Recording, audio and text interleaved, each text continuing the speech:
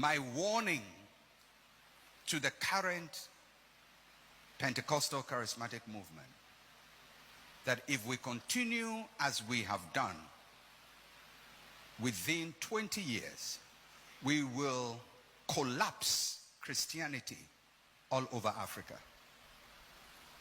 Now we are booming, but I see an imminent collapse because there is a huge confidence gap between what we promise and what we deliver.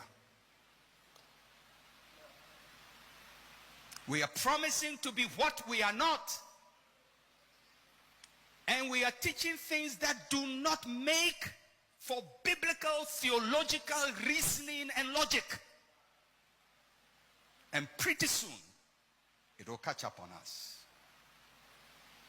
For the next generation of pastors, although God used your fathers in spite of their limitations, you would have to be trained differently. The days of God called you from the street, you are in the pulpit the next morning, is over. So we don't go about breaking people's marriages because the Lord told us. The Lord told us. I was just, when you came to him, the Lord told me, your grandmother is so and so and so and so. That's the one doing you. You tell a couple, and you think you are mending the marriage. I see her, his mother doesn't like you. I see her in the spirit in the night. The mother is coming. Even if that is what you saw, you keep it to yourself.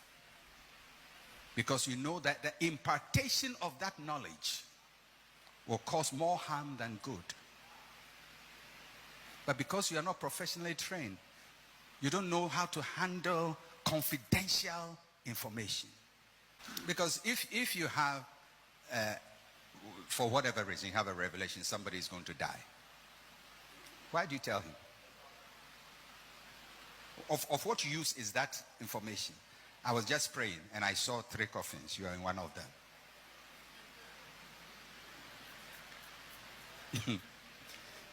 Because you don't know how to handle confidential information. If you go to the doctor, do you think everything he knows is what he tells you? No. There are some things that are so technical that you can't process it. But he'll tell you what you need to handle. The charismatic church, we see so much power. And maybe that is what all of you see. But I see so much danger.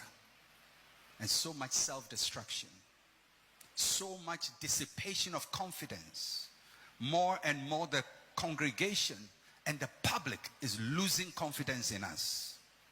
They are losing confidence in men of God, in clergymen. If you call yourself a prophet, it's almost like a title meaning con man.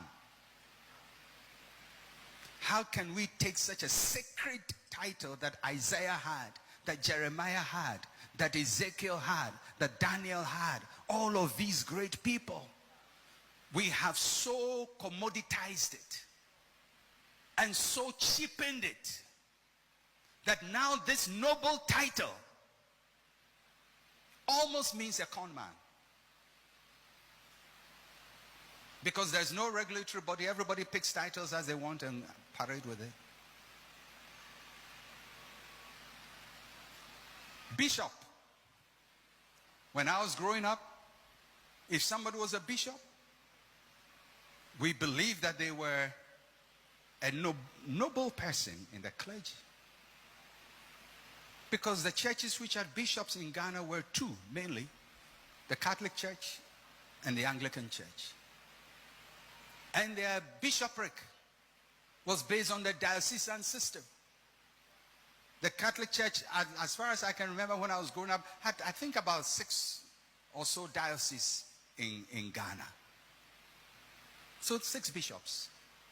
The Anglican Church had similar, probably less, maybe 6 bishops. Later the Catholic Church expanded its dioceses. I think now they have probably about 20-something dioceses in Ghana, about 20-something or whatever bishops. Anglican Church similar. Then Charismatics and Pentecostals say, we won't spoil there. We take whatever is noble. Apostle. We have made apostle cheap. We've made prophet cheap. Then we say, bishop, now it's your turn.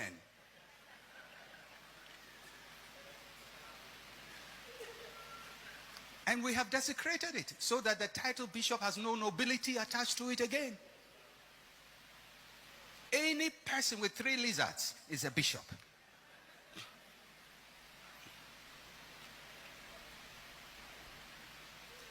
And if in all of these things you don't see self-destruction, then your powers of deduction are very weak.